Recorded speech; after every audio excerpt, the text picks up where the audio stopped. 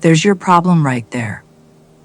You're speaking to money like you're holding out a tin cup on a street corner, hoping for scraps. And money, being the obedient servant that it is, says, well, if you insist on scraps, scraps it shall be. Let me tell you something that might sound absolutely mad at first, but stay with me, because this is going to change everything for you. Money isn't some cruel taskmaster sitting on a throne deciding who's worthy and who isn't. Money is more like a loyal dog.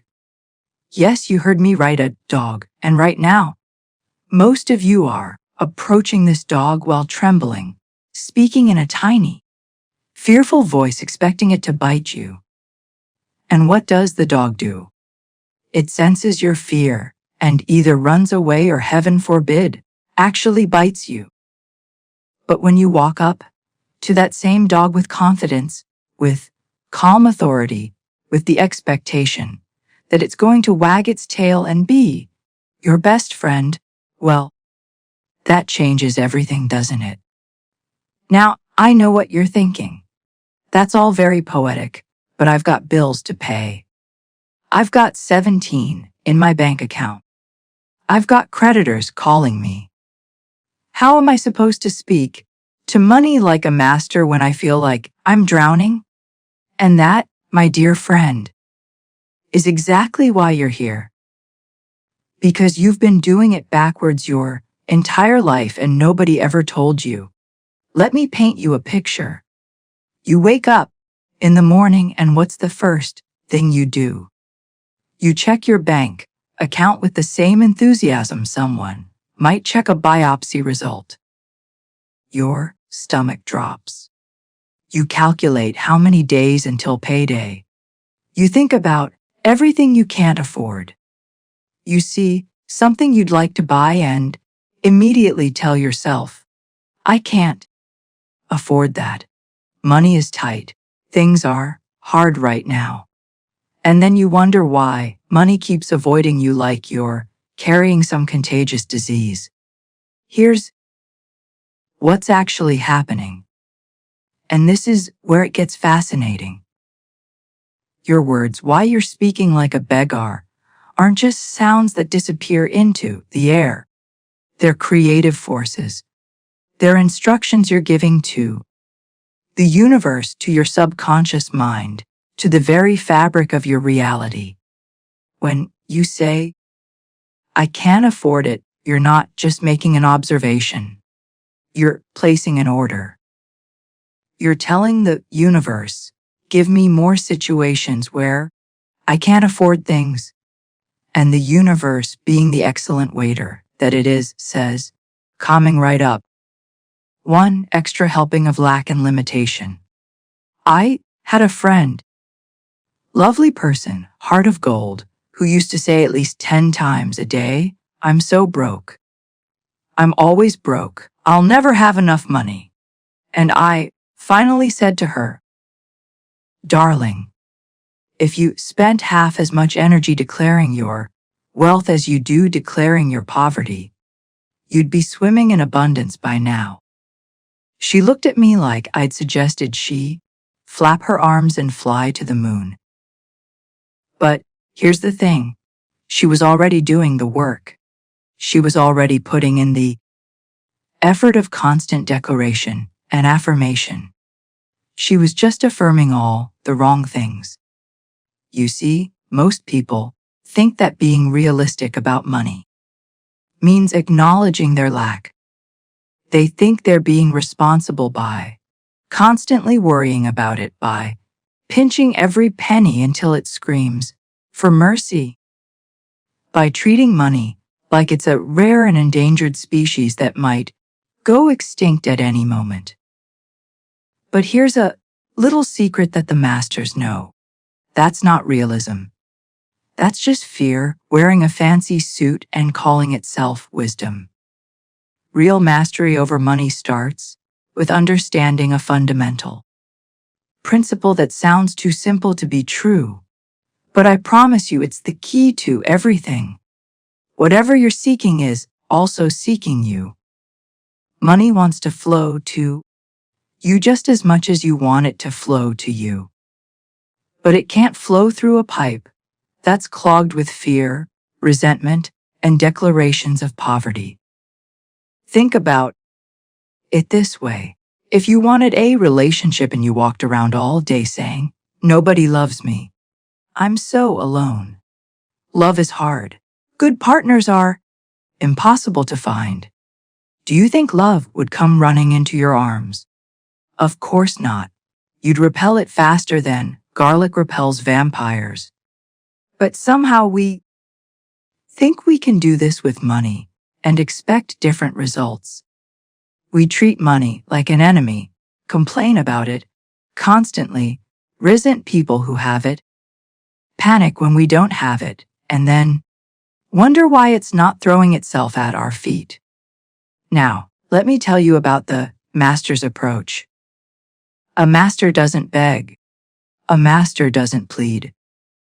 A master doesn't check their bank account 30 times a day with a knot in their stomach. A master knows something that changes the entire game. A master knows that they are the source of their supply, not their job, not their spouse, not the economy, not anything external. You are the source. Your consciousness is the source. Your word is the source. I can hear some of you scoffing already. That's ridiculous. My job is my source of income. Is it though? How did you get that job? Wasn't it through a series of thoughts, words, and actions that you initiated? And if you lost that job tomorrow, could you? The creative power of your words, not through that same consciousness, create another source of income. Your job is a channel, darling, not the source.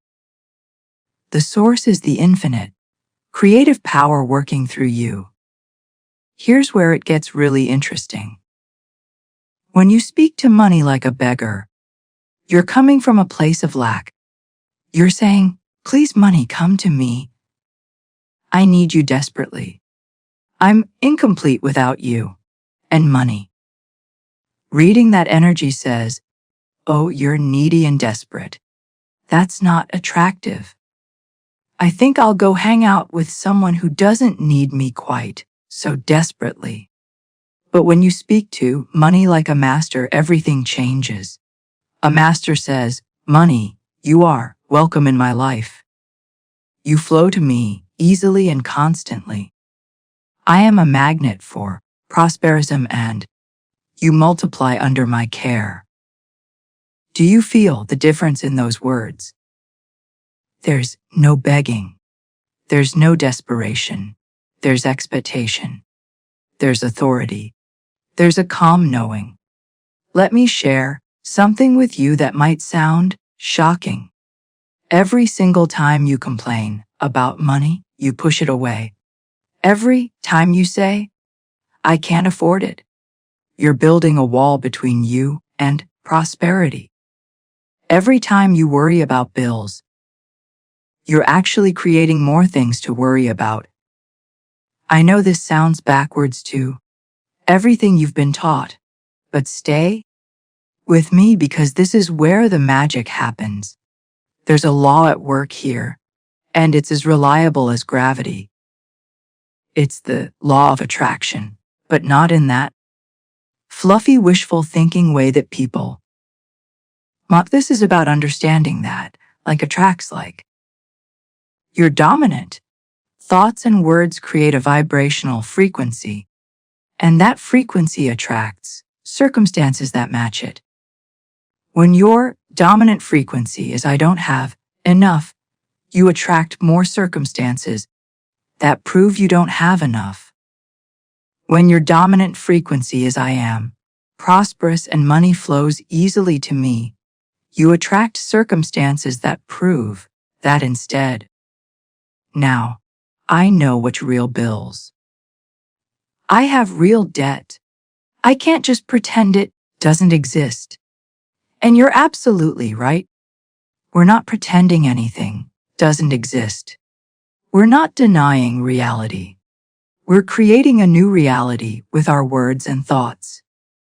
There's a massive difference. Here's a practical example. Let's say you receive a bill. The beggar looks at that bill and says, "Oh no, another bill. I can't afford this. Money is so tight. This is terrible."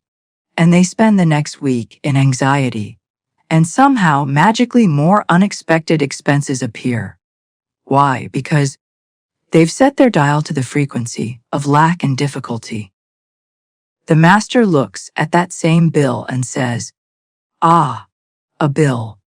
This represents a service I've received, and I bless this company. The money to pay this bill comes to me easily and effortlessly. I am grateful for the abundance that allows me to meet all my obligations with ease." And then they calmly make a plan to pay it without drama, without panic, with the full expectation that the money will be there. How your brain blocks money opportunities when needed. And you know what happens. It usually is. Opportunities appear, unexpected income arrives. Things work out. Now, you might be thinking, this sounds like magical thinking, like I'm asking you to just positive think your way into wealth. But let me explain the actual mechanism here, because there's real science and psychology backing this up, even though I'm explaining it in spiritual terms. When you're constantly in a state of fear and lack about money, your brain literally cannot see opportunities. Your reticular activating system, that's the part of your brain that filters information, only shows you things that confirm your existing beliefs. So if you believe money is scarce and hard to come by, you literally cannot see the opportunities that are right in front of you. But when you shift your dominant thought pattern to abundance and expectation, suddenly, your brain starts showing you opportunities everywhere. That freelance gig you would have overlooked. That investment opportunity your friend mentions casually. That idea for a side business been sitting in the back of your mind. It's not magic. It's neuroscience. But it feels like magic because the results are so dramatic. Let me tell you a story. There was a man who came to me, absolutely convinced he was cursed when it came to money. Everything he touched turned to dust financially. He'd had 3 businesses fail. He was in debt up to his eyeballs. And every single day he would recite his litany of financial failures like a monk with very unfortunate prayers. I'm terrible with money. I always fail. Nothing ever works out for me financially. I'm just not meant to be wealthy. I said to him, "Well, no wonder you keep experiencing exactly that. You're giving the universe the clearest possible instructions to keep you exactly where you are." And he looked at me like I just told him the sky was played, but he was desperate enough to try something different. I gave him one simple assignment. For 30 days, he was not allowed to speak a single negative word about money. Not one. Every time he was about to say he couldn't afford something, he had to stop and say instead, "I choose not to purchase that right now, but money flows easily to me."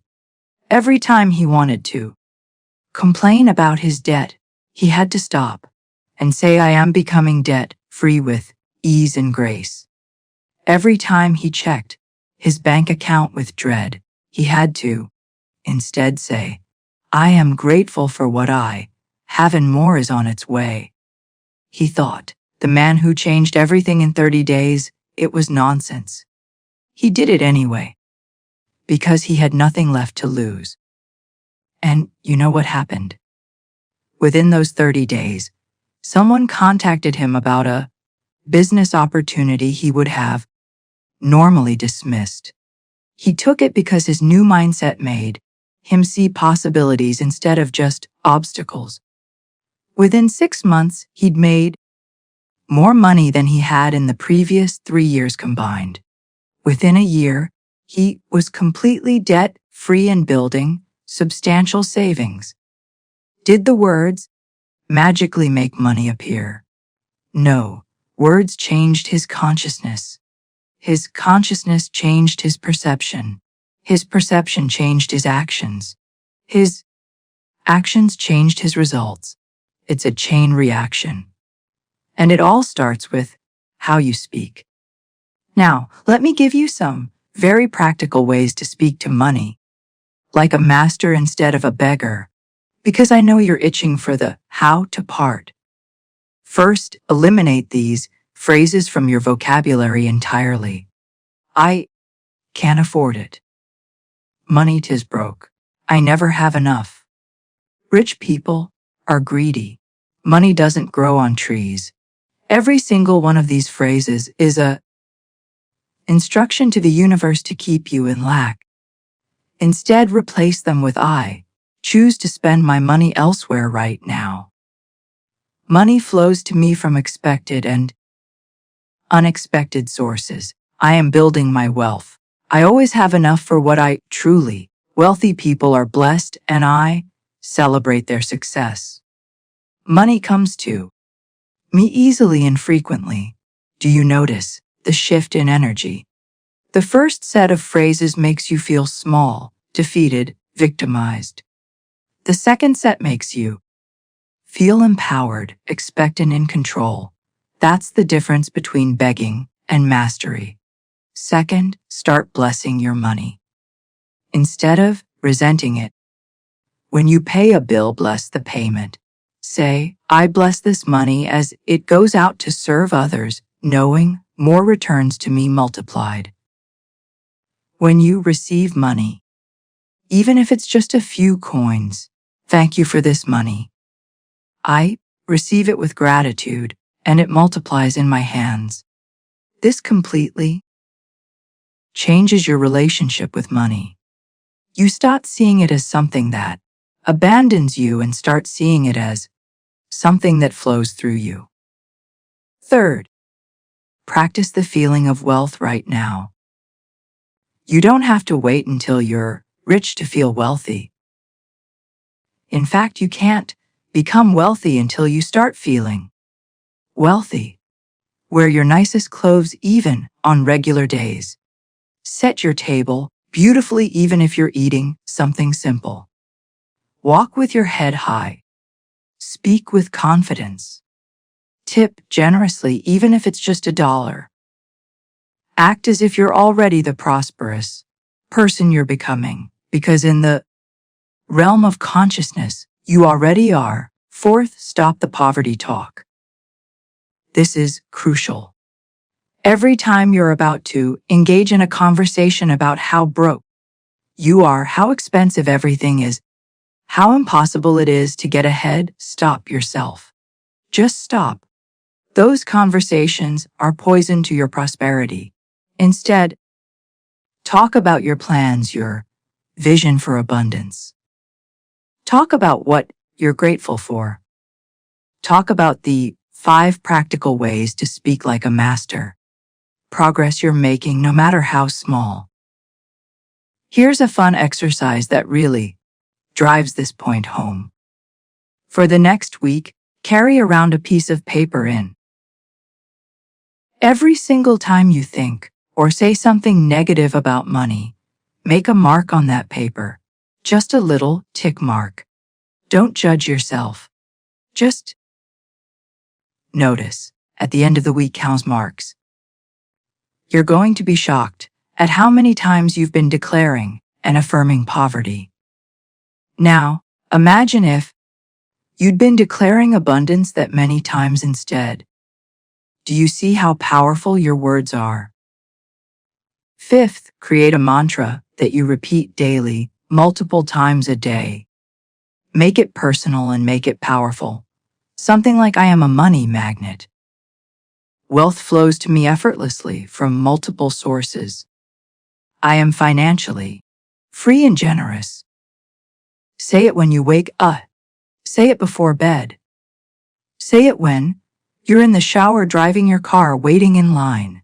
Let it become the background music of your mind, replacing all those old songs of lack and limitation. Now, I want to address something important because I know some of you are thinking, but what about people who work hard and still struggle? What about systemic poverty? Are you saying it's all just about thinking positive thoughts? And that's a fair question. Here's the truth. Yes, there are real systemic issues. Yes, some people face obstacles that others don't. Yes, privilege and circumstance play a role. But here's what's also true. Within whatever circumstances you find yourself, you have far more power than you realize. You cannot control everything in the external world, but you can absolutely control your internal world, your consciousness, your words, and your expectations.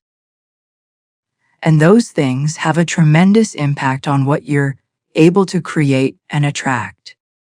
I've seen people start with absolutely nothing and build empires because they refuse to speak like beggars. And I've seen people born into wealth lose everything because they spoke like victims. Your circumstances are your starting point, not your ending point.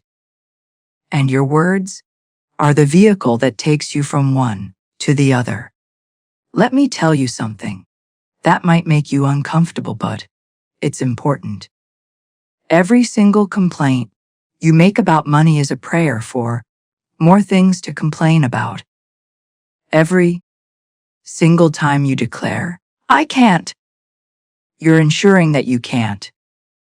Not because you're being punished, but because you're instructing your creative power to create more what you don't want. The universe doesn't hear, I don't want to be broke, and give you wealth. It hears broke and gives you more of that. It doesn't distinguish between your wants and your don't wants. It simply responds to the dominant vibration you're putting out. So, when you constantly talk about and worry about lack, you get more lack. It's that simple and that frustrating. But here's the beautiful part. It works just as powerfully in the positive direction. When you constantly speak about, think about, and expect abundance, you get more abundance. Same law, different application, different results. Now, let me give you something you can do right this second. Yes. Right? Now, while you're watching this, I want you to say out loud, I am worthy of wealth. Money flows to me easily. I am a master of my financial reality. Say it, eliminating poverty language. I'll wait. Did you do it? Good. Do you know what just happened? You just interrupted the pattern of lack that's been running in your subconscious, possibly for years. You just planted a seed of abundance. And if you water that seed every single day with more words like that, it will grow into a mighty tree of prosperity. Here's another thing the masters know. You have to be willing to act as if it's already done. This is where most people get tripped up. They say the right words, but then they immediately contradict those words with their actions and their emotional state. They say, I am prosperous. And then they panic about money 5 minutes later. They declare abundance and then pinch penny so hard they squeak. You have to be consistent. You have to be persistent. You have to be willing to feel foolish at first, because let me tell you, you will feel foolish. You'll feel like you're lying to yourself. You'll feel like you're playing pretend. Feel it anyway and keep going. Because what you're actually doing is not lying. You're telling a new truth. You're speaking into existence a reality that doesn't exist yet in form, but already exists in consciousness. Think about it this way. Before a building exists, it exists in the mind of the architect. Before a symphony exists, it exists in the consciousness of the composer. Before your wealth exists in your bank account, it must exist in your consciousness. Your words are the blueprint. Your consistent declaration is the construction process. Your unwavering faith is the foundation. Now, I want to talk about something that's probably holding you back more than anything else. Your resentment of the rich. Oh, I know you might not think you resent them, but listen to yourself when you see someone driving a nice car or living in a beautiful home. Do you think, good for them, I celebrate their success? Or do you think something closer to must be nice, probably corrupt, probably inherited it, probably lucky? Be honest. Here's why this matters. If you resent wealth in others, you repel it from yourself. It's impossible to attract something you resent. Impossible. If you see a wealthy person and feel jealousy, bitterness, or the resentment, that's blocking your wealth resentment. You're literally pushing money away from yourself because you're saying to the universe, when people have money, they're bad, and I don't want to be bad, so I don't want money. And the universe says, your wish is my command. You absolutely must learn to celebrate wealth wherever you see it. When you see someone successful, bless them. Say their prosperity is evidence of the abundance that's available to all of us, including me. When you see someone driving an expensive car, instead of judgment, say, I celebrate and bump into similar abundance in my own life. This is crucial. You cannot become what you resent. Here's a powerful practice. Start saying to yourself, what's mine is coming to me. I don't need to take from anyone else. The universe is abundant enough for all of us to be wealthy. Someone else's prosperity doesn't diminish my own. Say this, especially when you feel that little twinge of jealousy or resentment rising up. Let me tell you why this works on a deeper level. The universe operates on the principle of correspondence. Your outer world corresponds to your inner world. If your inner world is full of resentment, fear, and declarations of lack, your outer world will reflect that back to you perfectly. But if your inner world is full of gratitude, expectation, and declarations of abundance, your outer world has no choice but to reflect that instead. You are literally creating your 30-day challenge and call to action, your financial reality with every word you speak and every thought you think. Not someday, not eventually, right now, this very moment. The money you'll have a year from now is being determined by what you're thinking and saying today. That should both terrify and excite you. Terrify you because it means you've been your own worst enemy. Excite you because it means you have all the power to change everything. Now, I know some of, but I've tried positive thinking before and it didn't work.